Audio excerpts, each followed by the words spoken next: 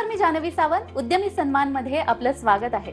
मंडळी, उद्योग विश्वात वेगाने होणारे बदल, विविध क्षेत्रांची वाढती व्याप्ती आणि भविष्यासाठीची तयारी याचा योग्य मिलाफ करून लाखो नागरिकांना व्यवसायाची संधी उपलब्ध करून देण्याचं काम एक कंपनी सातत्याने करत आलेली आहे. आणि विविध क्षेत्रामध्ये उल्लेखनीय आणि कौतुकास्पद काम करत असलेल्या अशा समूहांना TV9 मराठी नेहमीच सन्मानित करत आलेली आहे. म्हणूनच उद्योग क्षेत्रात आपली वेगळी ओळख निर्माण करणाऱ्या वेलेंटिना इंडस्ट्रीज लिमिटेड या कंपनीला सन्मानित करण्यासाठी आम्ही आलो आहोत पुण्यामध्ये. भारताने उद्योग विश्वात आज मोठी भरारी घेतलीये. मात्र उद्योग सुरू करणं पुरेसं नसतं. या वेगाने बदलणाऱ्या काळात टिकून राहणं तितकंच महत्त्वाचं असतं. पुण्यात 2022 साली असंच एक रोपटं लावलं गेलं आणि आज त्याचा अनेक शाखांनी बहरलेला वृक्ष तयार झालाय.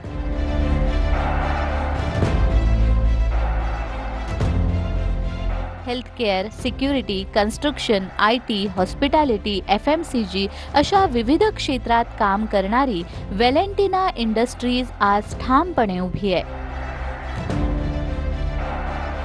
एक धागा सहज तुटतो, पण अनेक धागे एकत्र विणले गेले की सुंदर आणि मजबूत वस्त्र तयार होतं. एकतेतच खरी ताकद दडलेली असते. याच विचाराने विविध क्षेत्रात नियोजनबद्ध विस्तार करत गुणवत्तेवर भर देत लाखो तरुणांच्या व्यवसायाच्या स्वप्नांना दिशा देण्याचं काम वेलेंटिना इंडस्ट्रीज करत आहे. प्रामाणिकपणा, सातत्य आणि भविष्याचा स्पष्ट विचार या आधारावर सुरू झालेला हा प्रवास आता वेग घेतोय. त्यांच्या या कार्याची दखल घेत त्यांना अनेक मानाचे पुरस्कारही प्राप्त झालेत. वाढ, विश्वास आणि स्पष्ट दिशा यांचा समतोल साधत पुढे सरकणारा हा प्रवास म्हणजे वेलेंटिना इंडस्ट्रीज लिमिटेड पुणे. त्यांच्या या उल्लेखनीय कार्याचा गौरव करत TV9 मराठी वेलेंटिना इंडस्ट्रीजला उद्यमी सन्मान या पुरस्काराने सन्मानित करत आहे.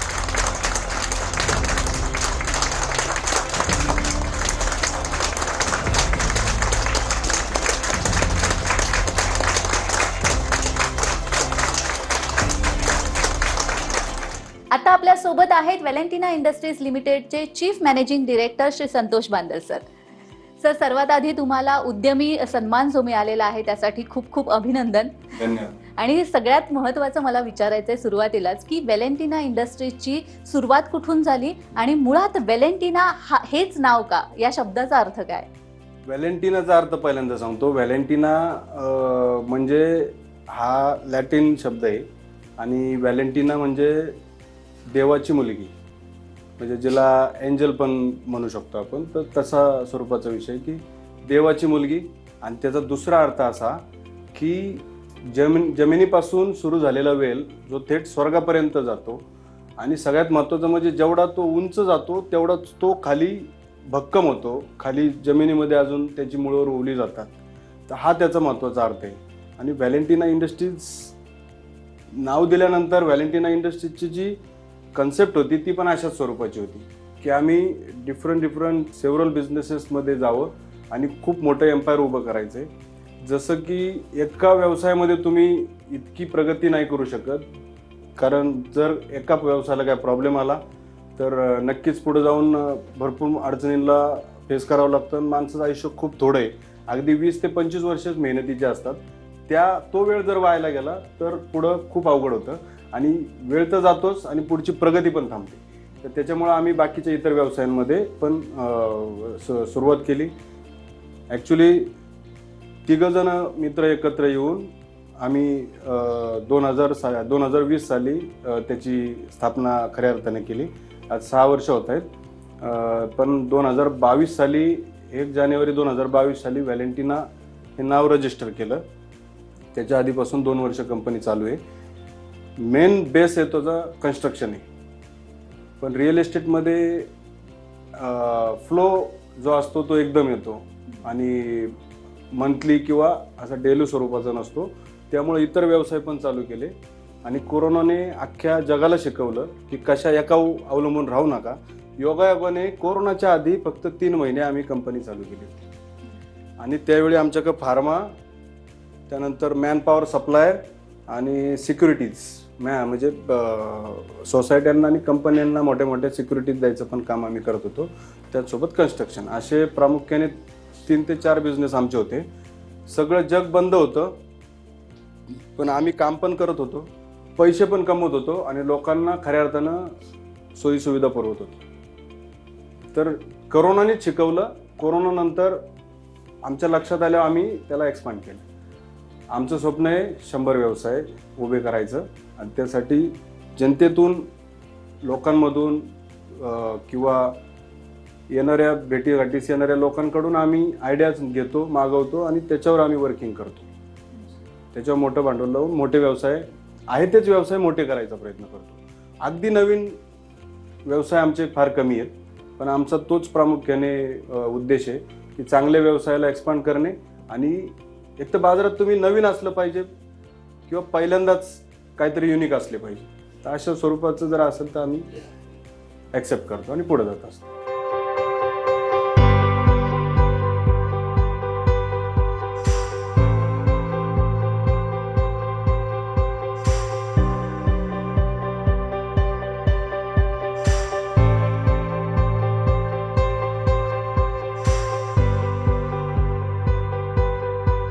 खूप छान कॉन्सेप्ट आहे, खूप छान कॉन्सेप्ट घेऊन तुम्ही पुढे जाताय. मुळात मला विचारायचं आहे ते म्हणजे पुढच्या 5 वर्षात व्हॅलेंटिना इंडस्ट्रीज स्वतःला कुठे पाहते? व्हॅलेंटिना इंडस्ट्रीजची जी स्थापना केली आम्ही, त्याच्या मागचा मुख्य उद्देश होता की लोकांना जास्तीत जास्त लोकांना सोबत घेऊन चालणे आणि समाजातल्या तळागाळातल्या प्रत्येक क्षेत्रातल्या सामान्य व्यक्तीला पण सोबत घेऊन पुढे जाता आलं पाहिजे, हा आमचा त्याच्या मागचा उद्देश होता. आर्थिक विषमता कमी करण्यासाठी लोक म्हणतात आर्थिक विषमता खूप आहे भारतात, पण कमी करण्यासाठी कोणी प्रयत्न करताना दिसत नाही. तर आमचा मुख्य उद्देश तो आहे की आर्थिक विषमता कमी करायचं आहे. तर जो पैसा कमावला जातोय तो पण थोडासा वाटताना डायव्हर्सिफाय असावा, बरोबर, हा त्याच्या मागचा उद्देश आहे. आणि देशाच्या GDP मध्ये व्हॅलेंटिनाचं खूप मोठं योगदान असावं. 2030 सालापर्यंत आमची अशी इच्छा आहे की भारतातल्या टॉप 10 टॅक्स पेअर कंपन्यांपैकी व्हॅलेंटिना इंडस्ट्रीज एक असावी. तर हे आमचं सगळ्यात मोठं स्वप्न आहे आणि त्याच्या माध्यमातून 10 ते 12 लाख रोजगार तयार व्हावेत.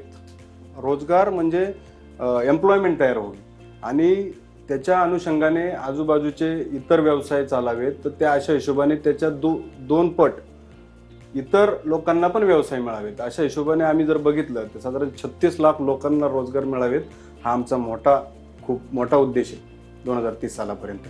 तर येणाऱ्या 5 वर्षानंतर आम्ही व्हॅलेंटिनाला ती गोष्ट अचीव करताना पाहण्याची इच्छा आहे. जसं तुम्ही म्हणालात 36 लाख लोकांना रोजगार देण्याचं तुमचं स्वप्न आहे. मला असं विचारायचंय, तरुण उद्योजकांना जर तुम्हाला आता काही सल्ला द्यायचा असेल तर काय सल्ला द्या? तरुण उद्योजकांना बघा, एक महाराष्ट्रामध्ये बोलतोय तर मराठी हा शब्द नक्कीच वापरला जातो. मराठा म्हणजे हा जातीवाचक विषय होतो, पण मराठा नाही, मी मराठी बोलतो. माझ्या हिशोबाने मराठीची व्याख्या अशी, आम्ही जातपात अजिबात मानत नाही. तर मराठीची व्याख्या अशी आहे की जो महाराष्ट्रात जन्माला आलाय आणि जो मराठी बोलतो, मग तो कुठल्याही जाती धर्माचा असेल तरी माझ्या हिशोबाने तो मराठी. तर मराठी लोकांना एक गोष्टीसाठी हिणवलं जातं, हे लहानपणापासून ऐकत आलोय की तुम्ही व्यवसाय नाही करू शकत. तर माझं असं म्हणणं आहे की तरुणांनी एकत्र येऊन मोठे व्यवसाय करण्याचं स्वप्न बघावं. जास्तीत जास्त तरुणांनी एकत्र यावं आणि व्यवसाय मोठे करावे. एकटा किंवा 2 लोक पुढे जायचा प्रयत्न करतील तर कुठंतरी अडचणीत येतील, पण 10, 12, 15, 20 लोकांची जर संघटना असेल, ग्रुप असेल, तर नक्कीच यश मिळतं. तुम्हाला काहीतरी वेगळं येतं, माझ्यापेक्षा तुमच्यापेक्षा मला काहीतरी वेगळं येतं, तिसऱ्या व्यक्तीला काहीतरी वेगळं येतं. कोण फायनान्स सांभाळेल, कोण मार्केटिंगचा पार्ट पाहिल, कोण टेक्निकल गोष्टी पाहिल, कोण अजून बाजारातनं बऱ्याचदा कॉन्टॅक्ट्स हा खूप मोठा विषय असतो. डेटा कॉन्टॅक्ट्स ह्याला म्हणतोय, हेच सगळ्यात मोठं आहे. तर ते आणणारा कोणतरी वेगळा असतो. ह्या सगळ्या गोष्टी एकाकडनं असतात आणि व्हॅलेंटिनाचं आज तेच आहे, म्हणून आपण चांगल्या पद्धतीने एक्सपांड करतो आणि अजून ग्रो करतो. तर तरुणांना सर्वात महत्त्वाचा हा सल्ला आहे की मोठी स्वप्न पहा आणि त्यासाठी एकत्र येऊन काम करा. भांडवल मोठं नसतं, माझं स्पष्ट म्हणणं आहे. स्वतःच्या भांडवलाने कधीच मोठा धंदा करता येत नाही. बापाच्या पैशावर जर बिझनेस करायला गेला तर नक्कीच तुम्हाला भीती वाटते, बाप मारेल बुडलं तर, म्हणून ते चालत नाही. तर माझं स्पष्ट मत आहे, एकत्र या, मोठे भांडवल उभं करा, सरकार पण तुम्हाला भांडवल देण्यासाठी तयार आहे, पण तुमची पहिलं पाऊल पडणं गरजेचं आहे. त्यासाठी मोठी स्वप्न बघा आणि अजिबात घाबरू नका. आणि सगळ्यात महत्त्वाचं, भीती वाटली ना तर व्हॅलेंटिनाच्या संतोष बांदलकडे या, एवढं सांगेल मी. आज इतक्या क्षेत्रामध्ये तुम्ही यशस्वीपणे कार्य करत आहात, असा कोणता माइलस्टोन आहे ज्याचा तुम्हाला सर्वाधिक अभिमान वाटतो? 19 वर्षापासून व्यवसाय करतोय आणि विद्यार्थी कॉमर्सचा असल्यामुळं शेअर मार्केटमध्ये आमचा एक्झिस्टन्स असावा, आम्ही तिथे लिस्टेड झालेलं असावं, असं खूप मोठं स्वप्न होतं.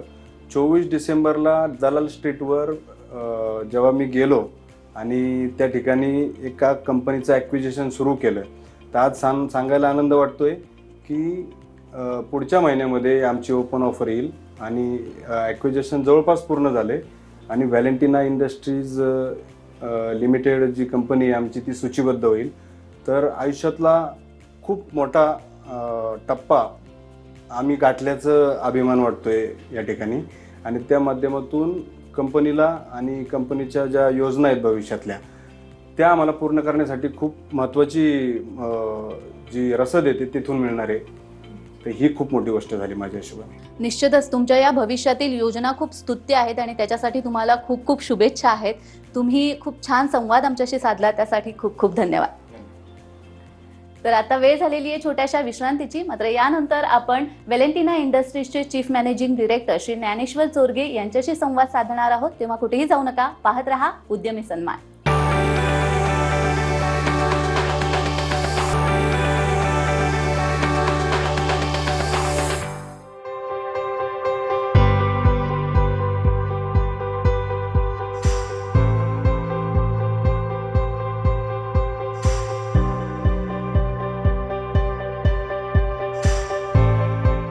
विश्रांतीनंतर उद्यमी सन्मान मध्ये तुमचं सर्वांचं पुन्हा एकदा स्वागत. आता आपल्या सोबत आहेत व्हॅलेंटिना इंडस्ट्रीजचे chief managing director Shri Dnyaneshwar Chorge.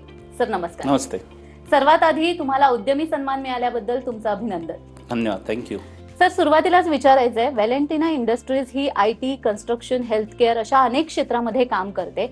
या सगळ्या क्षेत्रांमध्ये काम करत असतानाचा बॅलन्स कसा राखता? वेगवेगळ्या व्यवसायामध्ये काम करण्यासाठी तुमचं त्यामध्ये एक्सपर्टीज असावी लागते आणि आम्ही असं मानतो की कुठलाही व्यक्ती 1-2 क्षेत्रामध्ये एक्सपर्ट असू शकतो. तो मल्टी सेक्टर्समध्ये ॲट द सेम टाईम त्याच्याकडे नैपुण्यता असेल ही शक्यता फार कमी आहे. मग त्यामुळे अशा वेळेला अशी विद्वान लोक आपल्यासोबत घ्यावी लागतात. आमच्या सगळ्या व्हर्टिकलचं जर तुम्ही पाहिलं बारकाईने तर ऑलमोस्ट सगळ्याच क्षेत्रात आम्ही आहोत. एखाद्या व्यक्तीकडे काही टॅलेंट आहे, दुसऱ्याकडे तो नसू शकतो कदाचित. सो आम्ही हे सगळं ग्रुप करतो, अशा लोकांना एकत्रित घेतो, त्यांना विश्वासात घेतो, त्यांच्यावर जबाबदारी देतो. कारण जर जबाबदारी आणि ऑथॉरिटी नसेल तर ते जे व्यवसायासाठी आवश्यक असणारे जे काही निर्णय आहेत ते निर्णय घेणं त्यांना अवघड जातं. त्यामुळे त्यांना तशी लिबर्टी दिली जाते जेणेकरून तो व्यवसाय जास्तीत जास्त पद्धतीने कसा वाढेल आणि त्यातून रोजगार निर्मिती आणि ऑब्व्हियसली ॲज अ बिझनेसमॅन आम्हाला प्रॉफिट तर हवं असतंच. आणि आम्ही ह्या मताची लोक आहोत की योग्य मार्गाने जर पैसा येत असेल तर काहीच अडचण नसावी. व्यावसायिकाचा उद्देश हाच असतो की त्याने योग्य मार्गाने पैसा कमावा. जसं एक सैनिकाचं कर्तव्य असतं की शत्रूंपासून स्वतःच्या देशाचं संरक्षण करणे, एका डॉक्टरचं कर्तव्य असतं की कोणत्याही प्रकारची पार्शियलिटी न करता सगळ्या रुग्णांना ट्रीटमेंट द्यावी. तसंच एक व्यावसायिकाचा धर्म आहे की योग्य मार्गाने व्यवसाय करून धन अर्जित करणे आणि पर्यायाने देशाच्या GDPला हातभार लावणे. सो अशा वेगवेगळ्या प्रकारचे जर व्यवसाय तुम्ही करत असाल तर सगळ्यात महत्त्वाची बाब आहे, बऱ्याचदा लोकांना असं वाटतं की व्यवसायासाठी भांडवल लागतं. अगदी खरं आहे, भांडवल लागतं, पण ते पैशाच्या स्वरूपातलं भांडवल विचार करतात. माझ्या मते व्यवसायासाठी सर्वप्रथम तशी स्किल्ड मॅनपॉवर तुम्हाला हवी असते. व्यवसायामध्ये पारंगत असलेली लोक हवी असतात. ती लोक तुमच्यासोबत असतील तर हीच सगळ्यात मोठी असेट आहे आणि ह्या लोकांमुळेच तो व्यवसाय वाढणार असतो. भांडवल किंवा पैसा जो लागणार असतो तो अगदी नंतर आहे. सुरुवातीला व्यवसायामध्ये तुमचं प्लॅनिंग प्रॉपर हवं, तुमच्याकडे प्रॉपर टीम असायला हवी, हार्डवर्किंग टीम असायला हवी. तुमच्या पूर्ण प्लॅनचं एक्झिक्युशन झालं पाहिजे, त्यामुळे मॉनिटरिंग असावी लागते आणि इतरही बऱ्याच बाबी आहेत.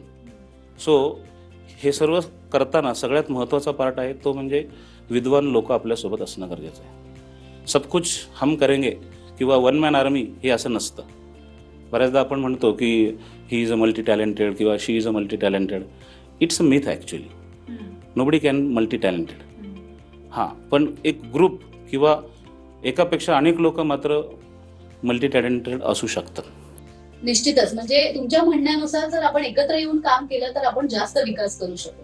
म्हणूनच मला विचारावंसं वाटतं की भारतामध्ये डायव्हर्सिफाईड बिझनेस ग्रुप उभारणं किती आव्हानात्मक आहे? नक्कीच भारतामध्ये मी आवर्जून सांगेल की भारतामध्ये हे करणं फार सोपं आहे कम्पॅरेटिव्हली.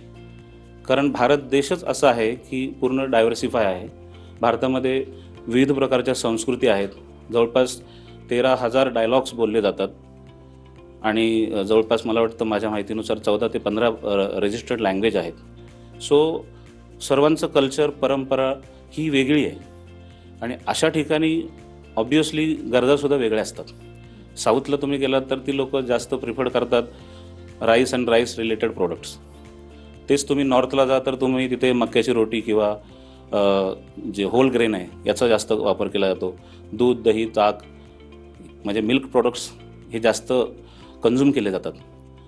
असं प्रत्येक ठिकाणी वेगवेगळा कन्झम्शन खाण्याच्या बाबतीत आहे, ॲज वेल ॲज तुम्ही काय परिधान करता या बाबतीत सुद्धा आहे.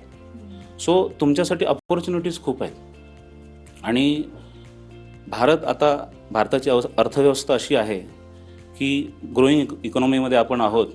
तर माझं सर्वांना एक प्रकारचं एक सजेशन असेल सर्वच व्यावसायिकांना की त्यांनी वेगवेगळ्या व्यवसायामध्ये आपले हात आजमावेत आणि हे फार सोपं आहे. Even government is also supporting for that.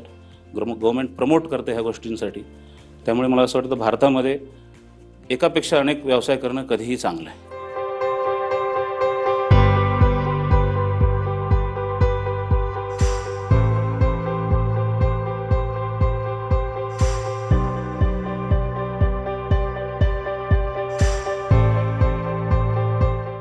Sir, innovation ही कोणत्याही व्यवसायाची गुरुकिल्ली आहे असं म्हणतात. तर मग ही इनोव्हेशन वेलेंटिना इंडस्ट्रीजच्या डीएनए मध्ये कसं आलं?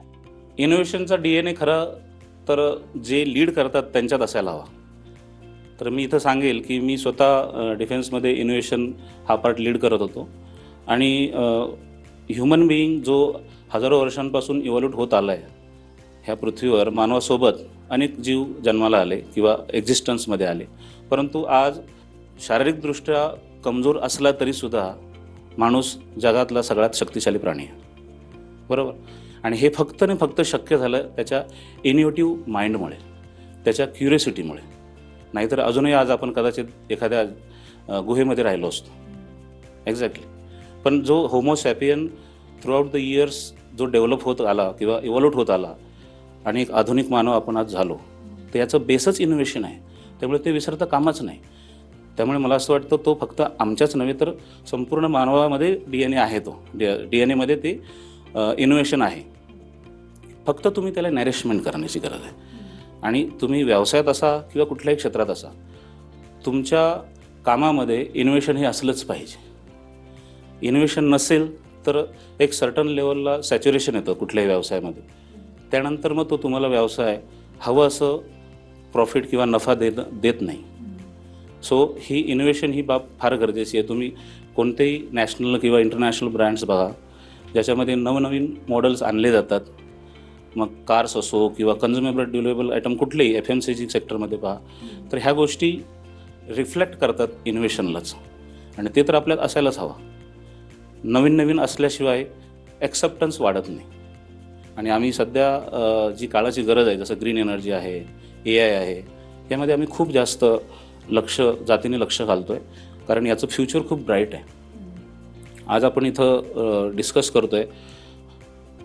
मला वाटतं पुढच्या 100 वर्षानंतर ह्याचं स्वरूप फार बदललेलं असेल आणि हे AIच्या माध्यमातून खूप सोपं होत चाललं आहे. याचे फायदे आणि तोटे ऑब्व्हियसली असतातच. कुठलीही नवीन टेक्नॉलॉजी आल्यानंतर हा खूप मोठा चर्चेचा मुद्दा असतो की याचे नफे आणि तोटे काय असतील. पण याच्यातल्या पॉझिटिव्ह गोष्टींकडे जाऊन आपण जर त्याच गोष्टींवर फोकस केला तर मला असं वाटतं व्यवसायामध्ये हे फार महत्त्वाचं आहे. सर, व्यवसाय करताना यशाबरोबर अपयशाची सुद्धा तयारी असावी लागते. मग या यश आणि अपयशाकडे बघण्याचा तुमचा दृष्टिकोन कसा आहे? मी यश आणि अपयश हे एकाच सिक्क्याचे दोन पैलू आहेत असं सांगेन मी. कारण माझं नवीन जनरेशनला हे सांगणं आहे की अपयशाला घाबरून तुम्ही जर थांबलात तर तुम्हाला यश मिळणार नाही. त्यामुळे यश हे अपयशानंतरच येत असतं. आज आपण प्रकाशामध्ये राहतोय, पण जेव्हा एडिसनने बल्बचा आविष्कार केला तेव्हा तो हजारो वेळा अयशस्वी झाला. एकदा यशस्वी झाला म्हणून आज आपण बल्ब किंवा इलेक्ट्रिक बल्ब्स पाहतोय. सो अपयश हे असलंच पाहिजे. अपयशाला घाबरून जर तुम्ही थांबलात तर तुम्ही कधीच यशस्वी होऊ शकणार नाही. सर, तुम्ही केलेल्या मार्गदर्शनाचा आपल्या तरुणांना निश्चितच फायदा होणार आहे. तुम्ही आमच्याशी छान संवाद साधला, त्यासाठी खूप खूप धन्यवाद. धन्यवाद. तर हा होता व्हॅलेंटिना इंडस्ट्रीजचा प्रवास. आता वेळ झालेली आहे इथेच थांबण्याची. तुम्ही कुठेही जाऊ नका. पाहत रहा TV9 मराठी.